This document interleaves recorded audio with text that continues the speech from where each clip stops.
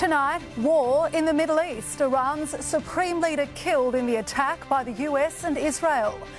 Hotels and airports bombed as Iran strikes back. Terror unleashed across the region. Australian shelter as missiles rain down from Dubai to Doha. Flights grounded, stranding people across the globe. Oil supply crisis fears the conflict could see southeast petrol prices jump 40 cents a litre. Plus, from rallies to airport chaos, the local impact as the war rages on. This is 9 News Queensland with Alison Ariotti. Good evening. Iran's supreme leader, Ayatollah Ali Khamenei, is dead, killed in his office after an extraordinary attack by Israel and the United States. Several strikes targeted the capital, Tehran, and more than a dozen other cities were hit. In retaliation, Iran launched missiles at neighbouring Bahrain, the UAE, Kuwait, Qatar and Israel. The regime is tonight threatening devastating revenge after the death of their dictator. 9 correspondent Hannah Sinclair begins our coverage. The first day of a new war. Iran's supreme leader killed, with the fate of the Islamic regime in peril. Its fierce retaliation shook the Middle East. The full firepower of the US and Israel alliance unleashed on Iran. Wave after wave of missiles, targeting as many as 20 cities, including the capital, Tehran. Reports at least 200 killed, including 108 at primary school. The operation, dubbed Epic Fury, described as the largest regional concentration of American military firepower in a generation. 200 Israeli jets were involved in the strikes, the largest military flyover in its history, claiming more than 500 targets were hit. A massive and ongoing operation to prevent this very wicked, radical dictatorship from threatening America and our core national security interests. To the great, proud people of Iran, bombs will be dropping everywhere. When we are finished, take over your government. It will be yours to take. The US president announcing the demise of the nation's supreme leader, with the words, Khamenei, one of the most evil people in history, is dead. Ayatollah Khamenei was responsible for the regime's ballistic missile and nuclear program and its brutal acts of violence and intimidation against its own people. He was responsible for orchestrating attacks on Australian soil. His passing will not be mourned. Iran vowed the response would be crushing, and it was. Israelis scrambling to bomb shelters in the face of non-stop fire. This missile evading the Iron Dome and slamming into Tel Aviv. Why? One person was killed and at least 22 others injured. Other civilians caught in the crossfire as the regime targeted American assets in the Gulf. Bahrain, Jordan, Kuwait, Qatar and the UAE. That is the Fairmont Hotel in Dubai. The famous hotel, one of several structures hit by debris.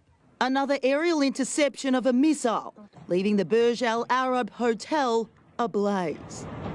One person has died and 7 have been injured at Abu Dhabi's Zayed Airport. 4 more wounded at the international terminal in Dubai. Bahrain International Airport damaged by a drone. The strikes rattling a part of the region long seen as an oasis of stability. Donald Trump says this could have been avoided. The bombardment coming amid stalled nuclear talks. That is why in Operation Midnight Hammer last June, we obliterated the regime's nuclear program. After that attack, we warned them never to resume their malicious pursuit of nuclear weapons, and we sought repeatedly to make a deal. The US president calling the shots, but here at the Pentagon, top military officials are coordinating this historic attack on Iran. This has been months in the planning with Israeli forces to neutralise what they say are imminent threats to national security. The lives of courageous American heroes may be lost and we may have casualties, but we're doing this not for now, we're doing this for the future. Iran now forced to look at its future. Cheers throughout the capital. As news broke through the communications blackout, the hardline cleric who ruled for 36 years is dead. Israel Prime Minister Benjamin Netanyahu urging Iranians go out to the streets to complete the task and overthrow the regime of horrors that is embittering your lives. Iran is tonight warning this great crime will never go unanswered and that a severe, decisive and regret-inducing punishment is coming. In Washington, D.C., Hannah Sinclair, 9 News. And 9 correspondent Hannah Sinclair is in Washington, D.C. for us tonight. Hannah, the US president has just changed the course of history in the Middle East. Yeah, Alison, good evening. Donald Trump labels himself the president of peace and often talks about all the wars he has helped end. But now the 47th president has started a war so serious it is impacting people all over the world. President Trump is all about putting America first. But tonight his critics are questioning how this conflict helps his own citizens, labelling this attack a mistake and a war of choice. But his supporters say it's yet another show of the nation's extraordinary military might and is a stunning achievement. The Secretary of State briefing top lawmakers in advance, but the president did not have approval from Congress to wage this war, testing his powers as Commander-in-Chief. President Trump, though, doesn't seem phased. He's been attending fundraisers at his Mar-a-Lago estate, dancing, telling crowds there he's got work to do just moments before altering the fabric forever in the Middle East. Alison. Hannah, thank you. Countries usually considered safe havens are tonight no longer, as the impact of the attack on Iran and the retaliation is felt throughout the Middle East. Australians have found themselves caught up in the conflict, which is playing out in one of the world's busiest air corridors.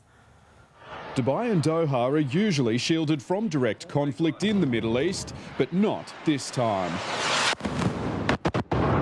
Bahrain too caught in the carnage as America and Israel unleashed fury on Iran. The Islamic regime struck back. Hundreds of thousands of travellers were diverted or left stranded as the airspace across the region slammed shut. And airports weren't safe spaces. Dubai's is one familiar to many Australians and the world's busiest. Its international terminal damaged by airstrikes. Australians Daniel Caltafano and Jowigas Enwia are in Abu Dhabi. Once we got to the hotel, we heard the loudest boom. Once we were paying for the taxi, George was in a massive panic.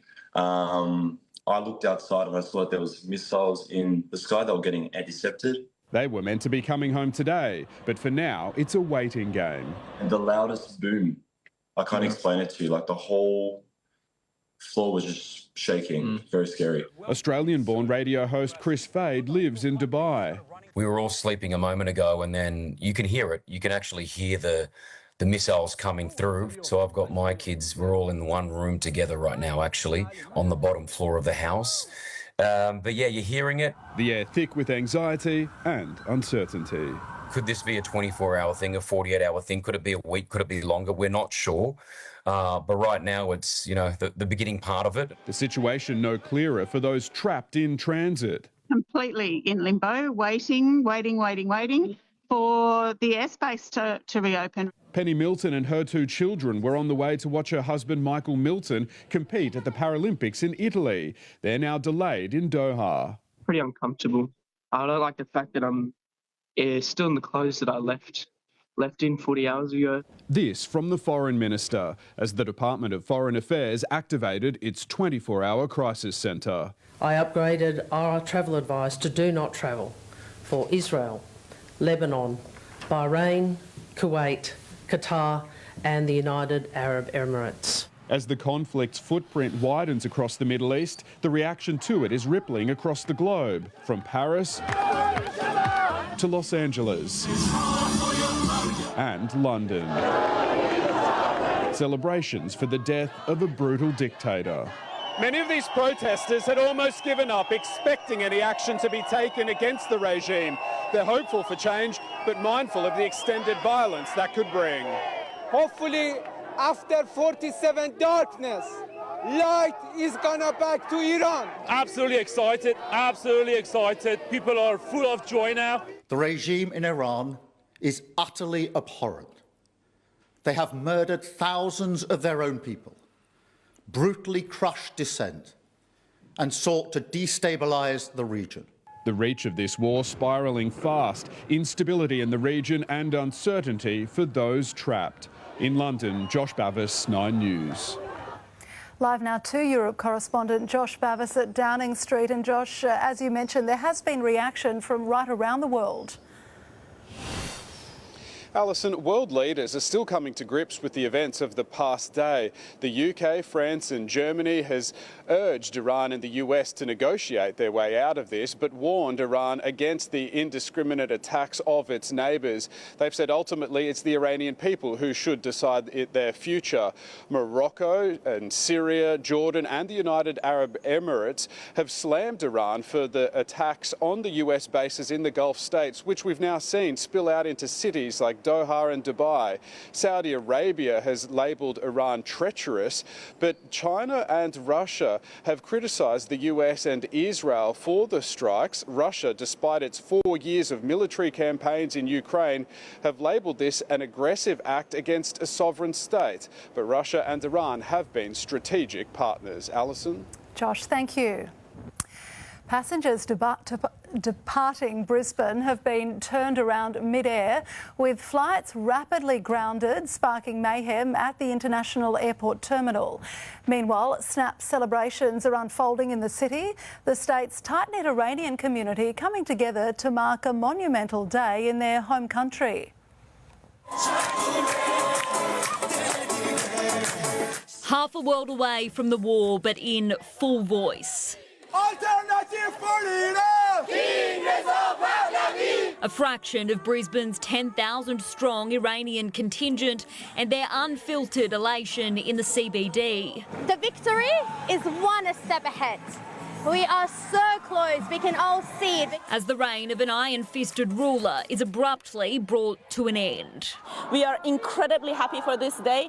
We are over the moon, the fact that this dictatorship is over. Scenes replicated across the nation, some in protest, while it was pure joy at Sydney's Hyde Park. It's been 47 years, we've been waiting for this day. It's like emotional, really emotional. The fallout of this conflict in the Middle East striking closer to home. Qatar Airways, Etihad and Emirates planes grounded indefinitely. They departed yesterday afternoon, 6 hours in. Flight turned around and came back here. Leaving stranded travellers to spend last night in Brisbane's international terminal. I think I only slept for like half an hour because there were all these announcements and noise. I'm very lucky just to be in Australia. I mean, this is the safest country right now, and there are a lot of people who really suffer. Sorry. Iran's women's football team will play their first Asian Cup match on the Gold Coast tomorrow for a nation under attack. The side making it into Queensland before the airspace closed, but many other visitors haven't made it out. Heading to England, this lady's going to Germany. En français. Check-in counters this morning emptied while queues swelled and tensions simmered. We just want some communication. I wish they'd correspond through the app. We've all got the app. The official advice to those with upcoming travel plans is to check with your individual airline to see what your options are.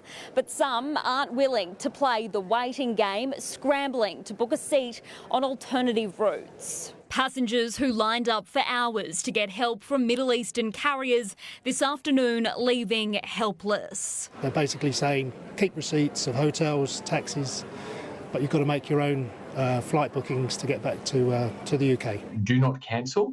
Let the airline cancel. That way you'll be entitled to rebooking or a total refund. Fernanda's Australian student visa expires tonight. She's trying to get back to Mexico whichever way she can. Yeah, Singapore or China. Perth woman Emily Grosser was scheduled to return home from Paris tomorrow. Going via Singapore would now cost her $19,000. Like everybody else at the moment, we're finding out that all our travel insurances do not cover war. Abby Guerin, 9 News. As tensions escalate globally, Australia finds itself navigating a diplomatic tightrope. Political editor Charles Croucher breaks down where the nation stands in this developing conflict. Australia's long-held insistence on international order and laws has seemingly been suspended because of the evils coming from Tehran and the Ayatollah. Tonight, the government's focus will remain on keeping Australians safe in the area and getting them out when they can. With Iran firing indiscriminately, it would only take one of the thousands of Australians to be in the wrong place at the wrong time for this to escalate. When you throw in the Australian troops that are on secondment with US fleets in the region, the risk is magnified. The length of this conflict will be determined by a leaderless and ruthless Iranian regime and a totally unpredictable American president. The longer the conflict goes on, the harder it will be for Australia to stay on the sidelines. The death of Iran's supreme leader marks the end of a brutal near 4-decade rule. On the streets of Iran, there are celebrations over Ali Khamenei's death, and tonight there's the potential for a seismic shift in the power dynamics of the Middle East. A 36-year iron rule over, and there were celebrations in the streets of Iran. And tears on the TV as state-owned media announced the news Supreme Leader Ayatollah Ali Khamenei was dead.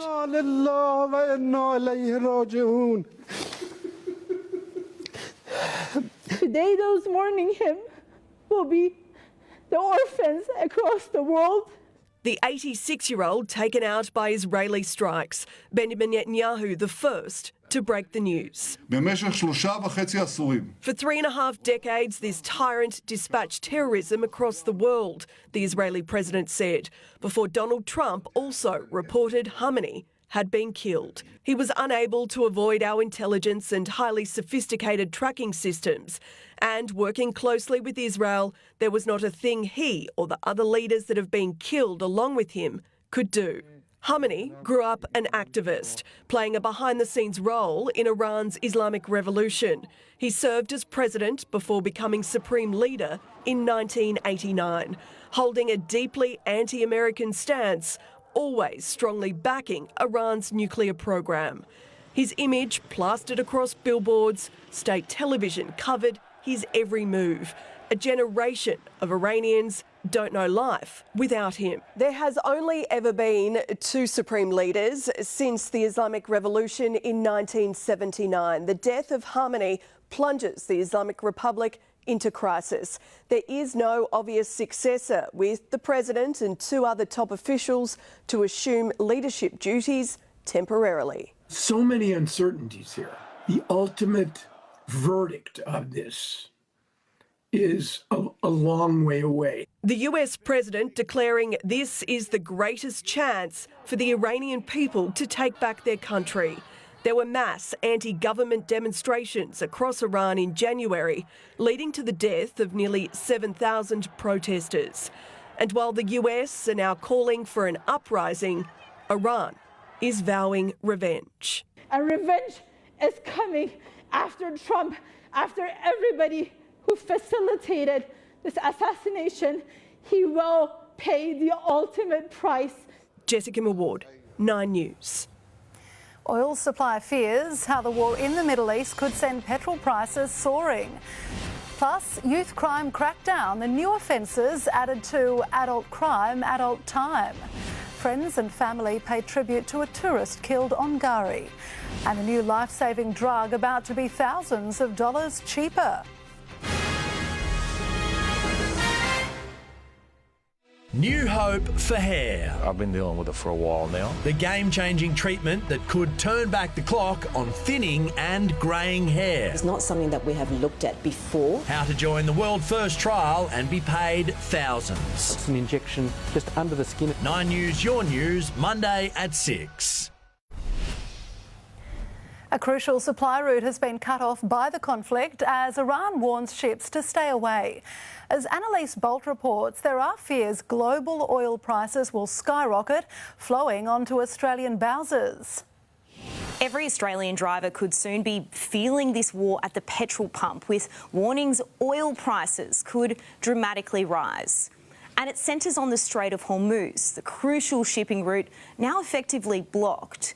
20% of the globe's oil supply flows through there every day. The world now bracing for the commodities market to open tomorrow. I suspect we'll see a very sharp spike in oil prices, possibly $20 to $40 a barrel. As a general rule, every US dollar added to the global price of oil equates to an extra cent a litre for Australian petrol. So if oil rises by $40 a barrel, that's an extra 40 cents a litre here. It should take 7 to 10 days for that to flow through to Australian bowsers, as long as retailers don't take advantage. We could be heading towards the same sort of prices we saw back in 2022 when we came out of COVID and Russia invaded Ukraine. However, that is highly speculative. There are still many unknowns. A short conflict might have little impact here, but a long war could mean long-term pain for petrol prices. An expansion to the government's adult crime, adult time policy will be introduced to Parliament this week to take the total number of offences to 45.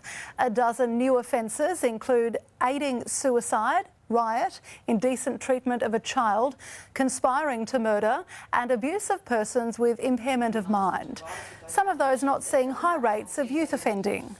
It's the harm that causes to a victim. We're not going to wait for a 10-year-old to be raped. We're not going to wait for a disabled person to have harm committed against them in order for that to be adult crime, adult time. The government says the additions were recommended by an expert legal panel. 19-year-old backpacker Piper James has been farewelled in a funeral back home in Canada after the young woman died on Garry in January. Her body was found on the island's eastern beach, surrounded by a pack of 10 dingoes. She had so much life in her, so much fire. And it breaks my heart we won't get those moments. Even so, I can't help but smiling of all the moments and adventures we did have. The laughter, the late night talks, the little things that made life brighter just because she was in it. The coroner is still investigating the young woman's death, with the Queensland Department of Environment revealing dingoes likely contributed to her drowning. The date every Queensland senior needs to know. Tonight, the big changes coming to your pension, putting more in your pocket. But there's a catch. Those details are ahead. Chilling new images inside the Youngberry police shooting property, the shock questionnaire for potential buyers. 30 years on from his election, John Howard on the Liberal leadership and Pauline Hanson. Plus, the NRL puts on a show as footy fans take Vegas.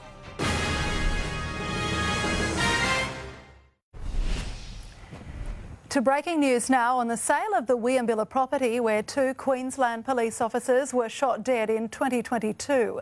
Pat Heaney joins me in studio now. Pat, the owner says there are many people interested. He does, Alison. One of the killers, Nathaniel Train's son, Aidan, is selling the Waynes Road property as part of his role as the executor. We can tonight reveal he sent out a questionnaire to those prospective buyers. In it, a confronting question asking people's intentions for the property. One option being for commercial interests due to the events of 12/12/22, for documentaries or tours. He also asks whether buyers would want it for a memorial for the 3 victims. There are also never-before-seen images attached showing large amounts of rubbish in the yard, with Mr Train stating the home is full of wasps and mice. Alison, the Queensland Police Union says it remains in discussions about buying the property where 3 Queenslanders were brutally killed. Pat, thank you. Well, 30 years ago tomorrow, John Howard shattered the Liberal Party's power drought to become Australia's 26th Prime Minister. Tonight, as MPs return to Canberra, Angus Taylor is hoping to engineer a similar political resurrection, despite being undermanned in Parliament and One Nation surging in popularity. He emerged from the party room victorious. Now Angus Taylor returns for the first time as Liberal leader. And tonight he has the approval of the party's most respected figure. The Liberal Party has recently changed leaders. I think that was a good move. And I think Angus Taylor will give great direction and definition to the Liberal Party. Tomorrow marks 30 years since John Howard defeated Paul Keating to become Prime Minister. Also elected that day, a young union rep from Sydney called Anthony Albanese and a fish and chip shop owner from Queensland.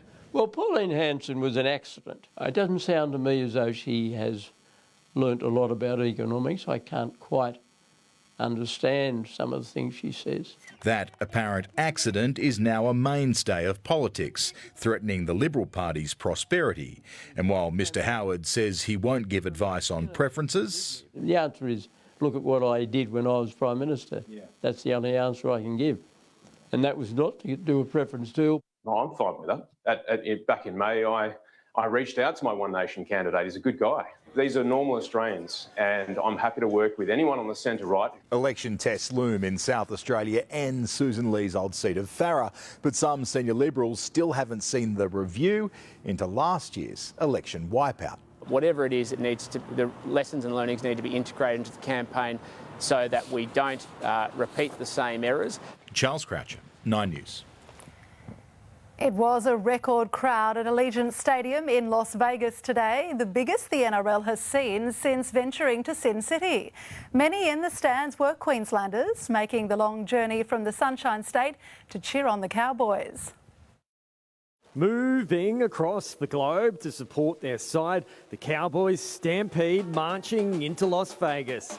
Fantastic, absolutely amazing. The hottest February day in Vegas in 40 years, making North Queenslanders feel right at home. This trio from Cairns, the first Cowboys fans inside Allegiant Stadium. I like the fact that it's undercover and it's climate controlled. For Shelley Hood, what happened in Vegas won't stay in Vegas, leaving with a lifetime souvenir. This is Tom Dearden's autograph. The stadium menu even altered to cater for an Aussie appetite. It's good.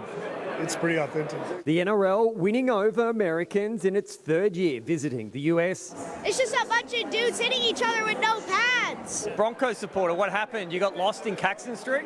No, we got confused. We won so much. This venture to Vegas now made even more exciting by the addition of English Super League fans. Hull KR, the loudest inside the stadium today, still on a high after beating the Broncos in last week's World Club Challenge. Now they're in Vegas, keeping the party going. And it makes me so happy and so proud coming from where we come from to see all these people out here celebrating this team of the Robins! In Las Vegas, Adam Jackson, 9 News. Formula One in chaos, teams scrambling to get out of the Middle East and to Australia. Back home, a major milestone for our soldiers and sailors. The pension changes coming this month you need to know about. And raising money through music, how you can be part of a very special choir.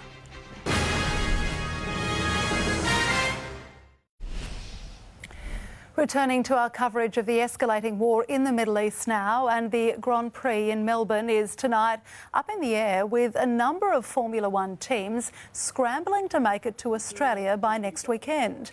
Nearly 2,000 staff and officials are stuck in Bahrain following pre-season testing.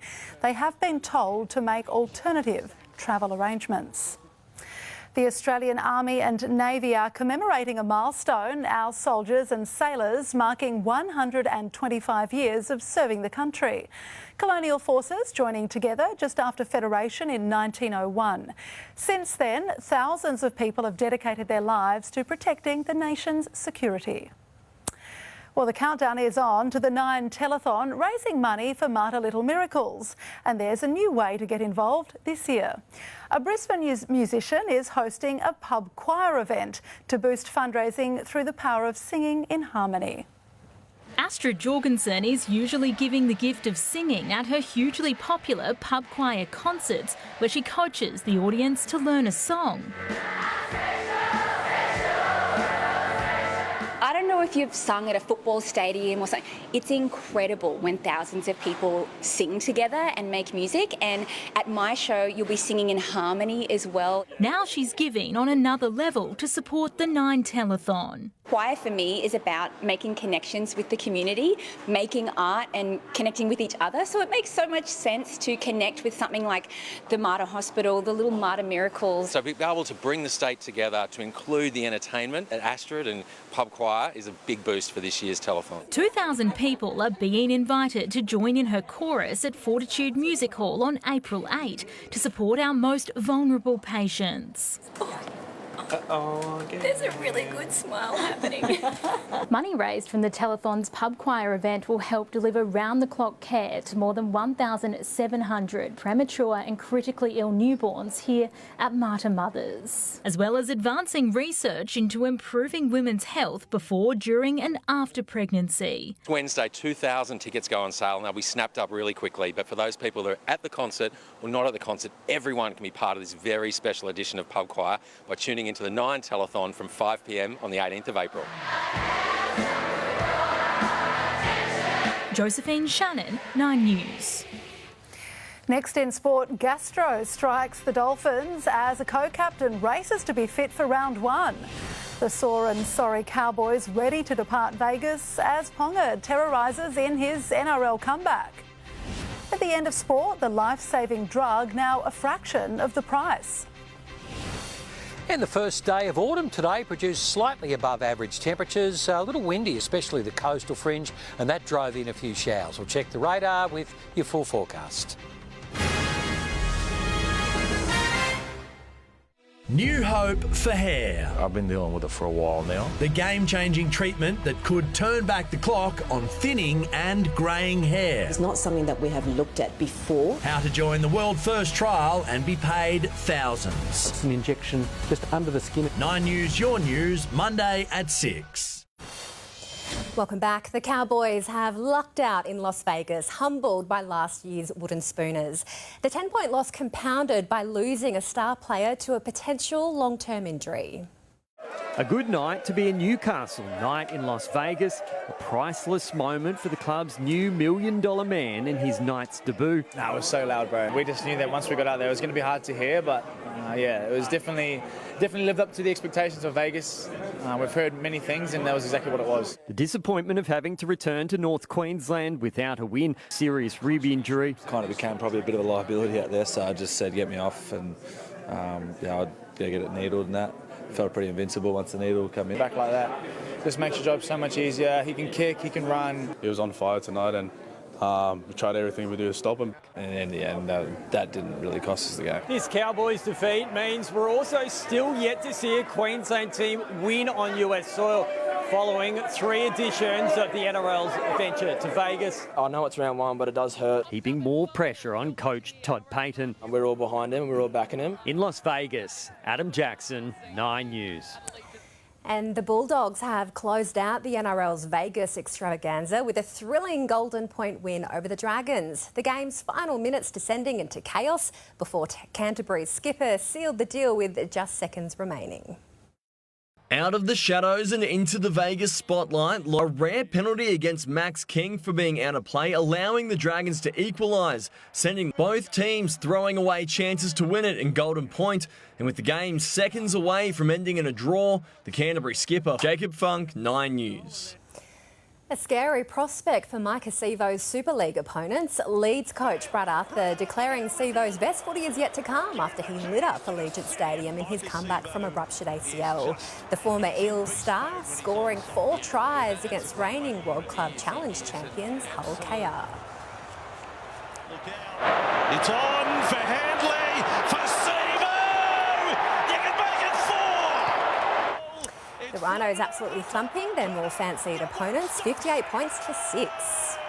The Dolphins remain confident Isaiah Katoa will play in round 1 despite again training away from the main group at Redcliffe today. Katoa captaining the side with Tom Gilbert for the first time this year, who believes the pairing is a match made in heaven. It's a great decision. I got told, I guess a little bit when I was younger, that less is more sometimes. Izzy has such a great influence on our game plan and the way we approach a game on the field for that 80 minutes, and it allows me to just do what I'm naturally good at and just set standards, whether that be at training, off the field. Star Finns Tom Flegler and Selwyn Cobbo also trained away from the main group today as a precaution after suffering gastro last week. Storm prop Stefano Utoikamanu is adamant he doesn't regret calling the Broncos stuck up before last year's grand final. The Barb igniting Brisbane in the lead-up to the decider, with Utoikamanu ultimately forced to eat his words. This is how I get myself up for games. You can't be a good guy to the other team, and I get myself up by saying things to myself. I don't think you can like the other team if you want to beat them. But I don't regret what I said. Like, it wasn't anything personal. Utoikamanu also squashing rumours. He copped a serve from Craig Bellamy after the incident, but admits we're unlikely to see him do it again. I don't know, it worked against the Broncos. Maybe he should pull it out again, Alison. Yeah, fire them up a little. Yep. All right, thanks, Dom. Thousands of cancer patients will now have greater access to 2 life-saving immunotherapy drugs. Opdivo and Yervoy today became available through the PBS. Father of 3, Josh Galpin, trialled the drug to treat a rare melanoma which was rapidly taking over his major organs. My immune system's been able to uncloak them and completely destroy them. So I'm at a point now where there is not one detectable tumour in my body from having such an aggressive form of cancer. The pair used to cost around $100,000 per course, but will now be available for no more than $25. The pension boost for Queensland seniors tonight, how much more you'll get and the catch to be aware of. That's just moments away. But first, Garry is back with a check of our weather. Gaz, how much rain did we get today? Quite a few showers on the coast, driven in by those southeasterly winds, Alison, but not the heaviest falls recorded on the coastal fringe. It was the hinterland, particularly Upper Springbrook. We'll check some of the rainfall figures with your radar up next.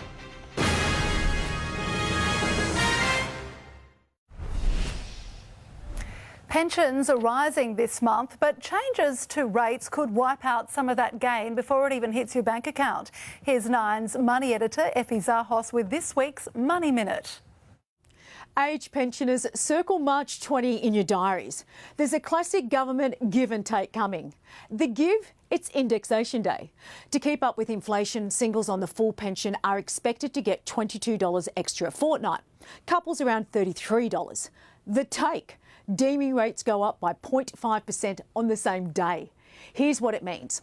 When it comes to your assets like cash in the bank, shares or super, Centrelink doesn't look at what your savings actually earn. It assumes or deems a set return. The higher the deeming rate, the less the pension.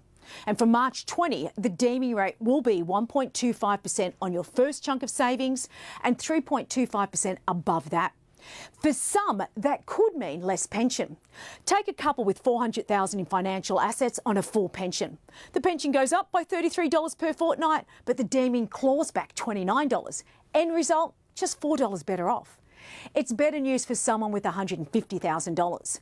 And you can run the numbers for yourself on the National Seniors Deeming Calculator. Bottom line, make sure your money is working as hard as the government thinks it is. It's time now for your full weather forecast with Garry Youngberry. Gaz, how's the first week of autumn looking?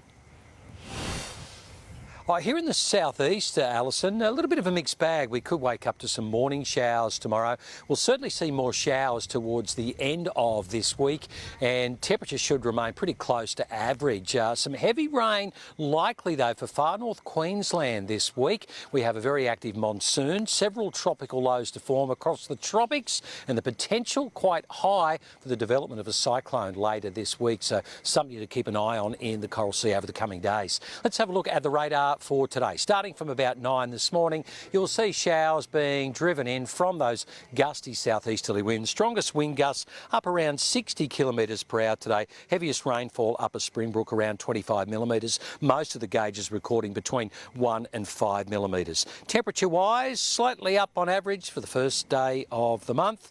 The coast and bayside suburbs hit high 20s, inland into the 30s. Brisbane 30 at midday. Gatton, Oakey and Ipswich recorded the top of 31.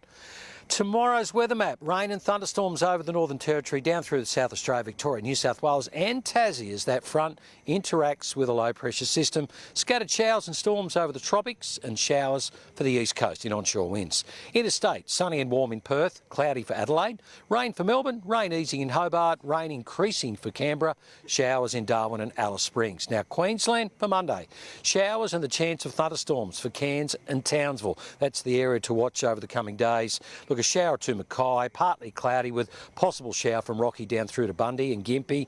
Inland still a shower and thunderstorm lingering around Mount Isa, sunny in Longreach, Roma, also sunny and 34. Southeast Queensland for Monday, partly cloudy, best chance of a shower around the coast and bayside suburbs, particularly in the morning. East to southeasterly winds to 25 kilometres per hour. Daytime temperatures, high 20s on the coast, low 30s inland.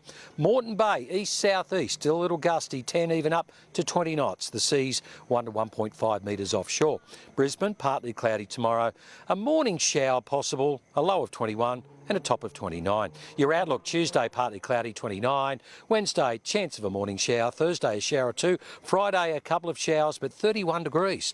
Ipswich, partly cloudy and low 30s for the first week of autumn. Slight chance of a shower Wednesday and Thursday, with a shower or two likely Friday and also Saturday. On the Gold Coast, partly cloudy Tuesday with a possible shower Wednesday. Shower or two Thursday. Few showers likely across your Friday and Saturday. Sunshine Coast, Tuesday a little cloud, Wednesday a shower or two, Thursday a couple of showers, and it looks like Friday and Saturday expecting a few showers at this stage. Still temperatures pretty close to average, both minimum and maximums for the rest of the week, but it will get just a little bit heavier, the rainfall for the end of the week, Alison. All right, a new season upon us. Thanks, Gaz. Before we go, here's Amelia Adams with a look at what's coming up on tonight's 60 Minutes. Thanks, Alison. Tonight... When I first read about you, you think this woman's going to be a crazy woo-woo hippie in the woods. That's what everybody thinks. Gallipoli, you're not allowed in here. How going off-grid in Italy...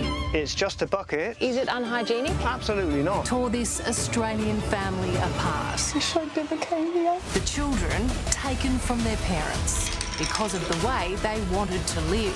Why not just comply? We were not going to do things that were going to damage our children. That's Tonight After Married. Back to you, Alison. And that is 9 News Queensland this Sunday. Thank you for your company. I'm Alison Ariotti. From all of us here, good night.